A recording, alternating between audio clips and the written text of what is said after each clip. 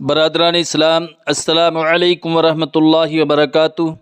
الحمدللہ الذی یبدأ الافلاک والارضین والصلاة والسلام علی من کان نبیا وآدم بین الماء والطین وعلی آلہ واصحابہ اجمعین، اما بعد فاعوذ باللہ من الشیطان الرجیم، بسم اللہ الرحمن الرحیم۔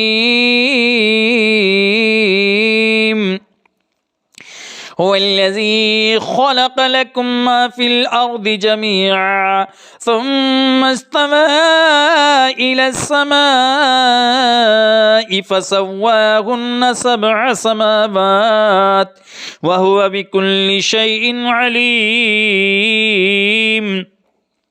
صدق اللہ العظیم وصدق رسولہ النبی الامین الکریم ونحن ولا ذلك لمن الشاہدین والشاکرین والحمد للہ رب العالمین۔ میری ملت کے نوجوانوں، میں نے جس آیت مبارکہ کو اپنا عنوان تقریر بنایا، آئیے اس کا ترجمہ پیش کرنے سے قبل فرط عقیدت اور جوش محبت کے ساتھ سرکاری ذی وقار احمد مختار شفیع روز شمار کے دربار گہربار میں عقیدت اور محبت کے ساتھ درود شریف کا نذرانہ پیش کریں۔ پڑھیں بآواز بلند: اللہ رب محمد صلی اللہ علیہ وسلم، نحن عباد محمد صلی اللہ علیہ وسلم، صلاۃ و سلام علیک یا رسول اللہ صلی اللہ تعالی علیہ وسلم۔ میری ملت کے نوجوانوں، ہماری تفسیر قرآن کا سلسلہ چل رہا ہے اور آپ حضرات سے میری گزارش ہے کہ آپ حضرات سنتے رہیے اور اپنے دوست و احباب کو بھی اس کار خیر سے جوڑتے رہیے تاکہ ہم سب مل کے آخرت کے لیے توشہ اکٹھا کریں، نیکیاں اکٹھا کریں۔ تو میں نے آج جس آیت مقدسہ کو تلاوت کرنے کا شرف حاصل کیا ہے، اس میں پروردگار عالم ارشاد فرماتا ہے: هو الذی خلق لکم ما فی الارض جمیعا۔ اس کا ترجمہ امام عشق و محبت فاضل بریلوی علیہ الرحمت والرضوان اس طرح فرماتے ہیں: هو الذی خلق لکم ما فی الارض جمیعا، وہی ہے جس نے تمہارے لیے بنایا ما فی الارض جمیعا، جو کچھ زمین میں ہے، ثم استوى الی السماء، پھر آسمان کی طرف استوا یعنی قصد فرمایا، فسواہن سبع سماوات، تو ٹھیک 7 آسمان بنائے، وَهُوَ بِكُلِّ شَيْءٍ عَلِيمٌ، اور وہ سب کچھ جانتا ہے۔ میری ملت کے نوجوانوں، یہ اس آیت مقدسہ کا ترجمہ ہے۔ اب اس کی تشریح کی طرف میں آپ کو لے کر کے چلتا ہوں، پھر اس کے بعد انشاءاللہ اس کی تفسیر بیان ہوگی۔ هو الذی خلق لکم ما فی الارض جمیعا، ہوا کے معنی وہ، اور الذی یہ اسم موصول ہے، واحد کا صیغہ۔ خلق لکم، خلق یخلق خلقن کے معنی پیدا کرنا، بنانا، یہاں بنانے کے معنی مراد لیے گئے ہیں۔ لام کے معنی لیے حرف جار ہے، اور کم ضمیر ہے، تمہارے لیے۔ ما اسم موصول ہے جس کے معنی ہے جو کہ، اور فی الارض فی کے معنی میں کے جو حرف جار ہے، اور الارض یہ زمین کے معنی میں ہے، اس کی جمع ہے اراد۔ جمیعہ کے معنی سب ہیں۔ ثم استوى الی السماء، آیت مقدسہ کے اس حصے کی لفظی تشریح یہ ہے: ثم کے معنی پھر، اور استوا کے معنی امام عشق و محبت فاضل بریلوی نے اس کے معنی قصد کے کیے ہیں، اور استوا یہ سویون سے بنا ہے جس کی معنی ہے ہموار، برابر، قصد۔ الی السماء، الی کے معنی تک، السماء، سماء کے معنی آتے ہیں آسمان، آکاش، اور اس کی جمع ہے سماوات۔ فسواہن سبع سماوات، فا کے معنی تو کے، اور سوا یہ برابر کرنے اور ٹھیک کرنے کے معنی میں ہے۔ سبع کے معنی 7 کے آتے ہیں، 7 سماوات یہ جمع ہے سماؤن کی، جس کے معنی آتے ہیں آسمان کے، آکاش کے۔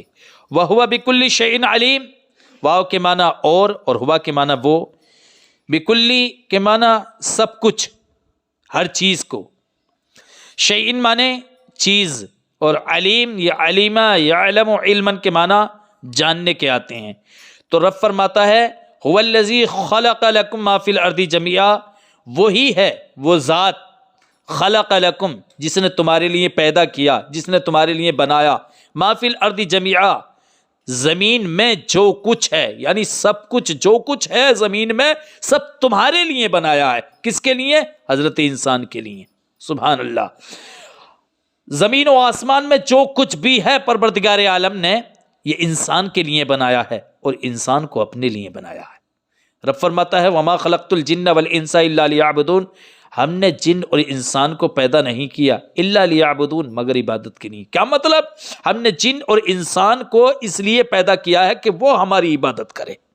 گویا کہ رب فرما رہا ہے کہ اے انسان، کائنات کی ہر چیز کو ہم نے تیرے لیے پیدا کیا ہے اور تجھے اپنے لیے پیدا کیا ہے۔ آگے رب فرماتا ہے ثم استوى الى السماء، پھر پروردگار عالم نے آسمان کی جانب استوا فرمایا، قصد فرمایا، فسواہن 7 سماوات، تو ٹھیک 7 آسمان بنا دیے، ٹھیک 7 آسمان بنا دیے، وَهُوَ بِكُلِّ شَيْءٍ علیم، اور وہ سب کچھ جانتا ہے، پروردگار عالم سب کچھ جانتا ہے۔ تو میری ملت کے نوجوانوں، اس آیت مقدسہ کا یہ ترجمہ اور یہ تشریح تھی۔ اب اس کی تفسیر کی طرف میں آپ کو لے کر کے چلتا ہوں، اس کو سننے کے لیے تیار ہو جائیے۔ حق تعالیٰ نے جب اپنی پہلی نعمت یعنی انسان کو زندہ کرنا یاد دلایا کہ پروردگار عالم نے تم کو زندہ کیا، تم کو حیات بخشی، پھر وہ تم کو موت بخشا، پھر وہ حیات بخشے گا، اور حیات بخشنے کے بعد پھر تم اس کی طرف لوٹ کے جاؤ گے۔ جب میدان محشر میں اکٹھا ہوگے تو سب تم اس کی طرف لوٹ کے جاؤ گے۔ تو اللہ عز و جل نے جب اپنی پہلی نعمت یعنی انسان کو زندہ کرنا یاد دلایا تو اب ان نعمتوں کا ذکر فرمایا جا رہا ہے جس پر زندہ رہنا موقوف ہے۔ کہاں؟ یعنی زمین پر۔ یعنی تم اس رب سے کیوں منہ موڑتے ہو جس نے تم کو نیست سے ہست کیا، یعنی تم کچھ نہ تھے، پروردگار عالم نے تمہیں ہست کیا، تم ہو گئے، اور پھر موجود کر کے تم کو یوں ہی بے سر و سامان نہ چھوڑا، اسی طرح تم کو پیدا کر کے ایسے ہی نہیں چھوڑ دیا، بلکہ اس نے محض تمہاری خاطر، تمہارے ہی لیے، رب فرماتا ہے خلق لکم، تمہارے لیے زمین اور اس کی ساری نعمتیں پیدا فرمائی۔ سبحان اللہ، رب کی کتنی بڑی عطا ہے کہ اس پروردگار عالم نے ہم کو پیدا کیا ہے، اور ہمیں پیدا کرنے کے بعد ہمارے لیے زمین بنائی ہے، ہمارے لیے آسمان بنائے ہیں، اور زمین و آسمان میں ساری نعمتیں جتنی ہیں پروردگار عالم نے، خالق کائنات نے ہمارے لیے پیدا کی ہے، لیکن رب فرماتا ہے کہ تم کو میں نے اپنے لیے پیدا کیا ہے۔ اور چونکہ زمین کی نعمتیں آسمانی اثرات کے بغیر حاصل نہیں ہو سکتی، اس لیے آسمان کو بھی تمہاری ہی خاطر بنایا ہے، آسمان کو بھی تمہاری ہی خاطر بنایا ہے، اور چونکہ ایک یا 2 آسمانوں سے زمین کا انتظام مکمل نہیں ہوتا، اس لیے تمہاری ہی خاطر آسمان 7 بنائے، 7 سماوات، 7 آسمان تمہارے ہی لیے بنائے، اور چونکہ زمین و آسمان میں تعلق کے بغیر بھی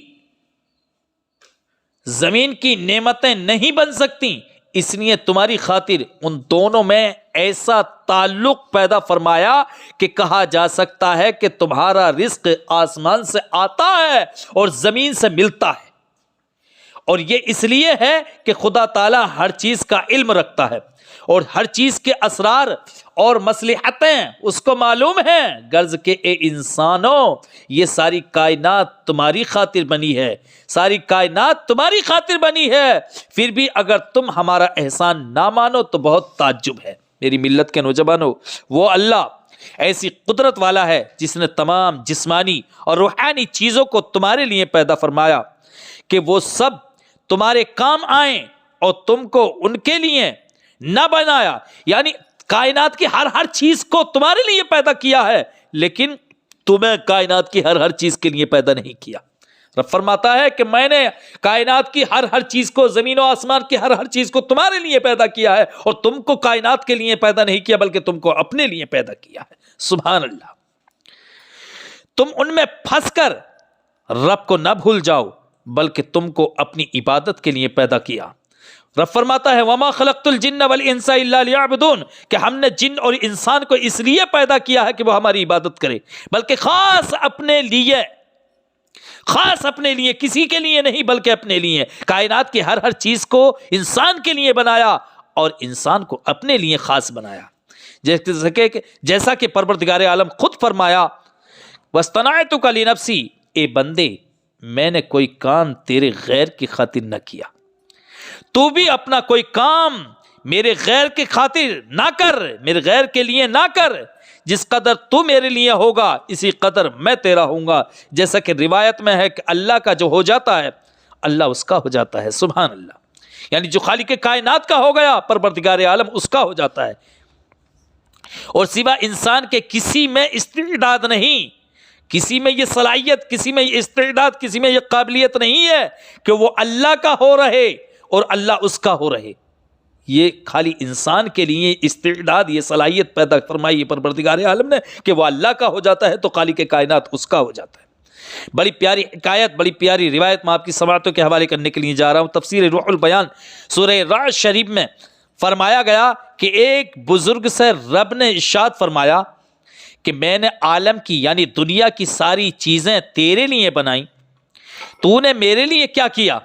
انہوں نے اپنی عبادات پیش کی، ان بزرگ نے اپنی عبادات پیش کی۔ پروردگار عالم ساری کائنات کی ہر چیز تو نے انسان کے لیے پیدا کی، تو ہم عبادات جو کرتے ہیں، روزہ رکھتے ہیں، حج کرتے ہیں، زکوٰۃ دیتے ہیں، نمازیں پڑھتے ہیں، یہ تیرے لیے ہیں۔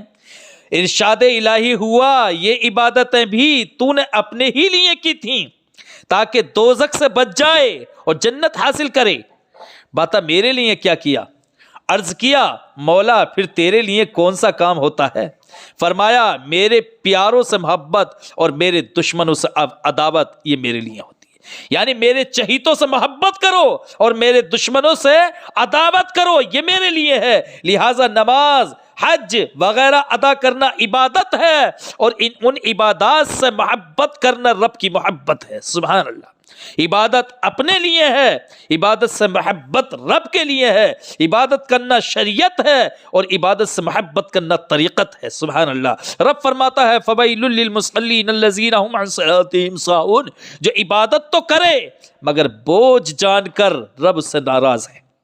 عبادت تو کرتا ہے لیکن اپنے اوپر بوجھ سمجھ کے عبادت کرتا ہے تو پروردگار عالم اس سے ناراض ہوتا ہے، اس سے کبھی راضی نہیں ہوتا۔ اس لیے صوفیاء کرام کے نزدیک جنت کے لیے عبادت کرنا کمال نہیں، محض رضائے الہی کے لیے چاہیے، یعنی اللہ کو راضی کرنے کے لیے عبادت کرنی چاہیے۔ صوفیاء کرام فرماتے ہیں جنت حاصل کرنے کے لیے نہیں، دوزخ سے بچنے کے لیے نہیں، بلکہ اللہ اور اس کے رسول راضی ہو جائیں، یہ نیت اگر ہے تو واقعی وہ عبادت ہے، اور اگر یہ نیت نہیں ہے تو وہ عبادت نہیں ہے۔ اور جس طرح آسمان و زمین کو تیری خاطر بنایا، اسی طرح تو بھی اپنے دنیاوی کاروبار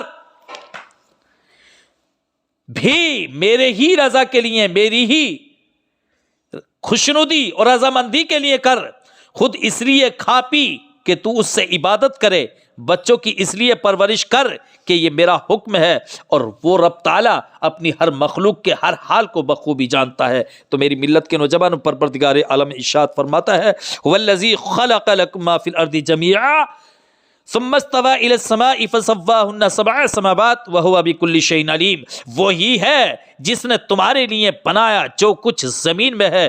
ثم استوى الى السماء فسواهن سبع سماوات، پھر آسمان کی طرف استوا یعنی قصد فرمایا، فسواهن سبع سماوات تو ٹھیک 7 آسمان بنائے، وَهُوَ بِكُلِّ شَيْءٍ عَلِيمٌ، اور وہ سب کچھ جانتا ہے۔ تو میری ملت کے نوجوانوں، یہ اس آیت مقدسہ کا ترجمہ اور اس کی لفظی تشریح اور یہ اس کی تفسیر تھی۔ اللہ عز و جل کی بارگاہ میں دعا ہے کہ پروردگارا ہمارے اس بیان کو تو اپنی بارگاہ میں قبول و مقبول فرما۔ استغفر اللہ ربی من کل ذنب و اتوب الیہ وما علینا الا البلاغ المبین۔ السلام علیکم۔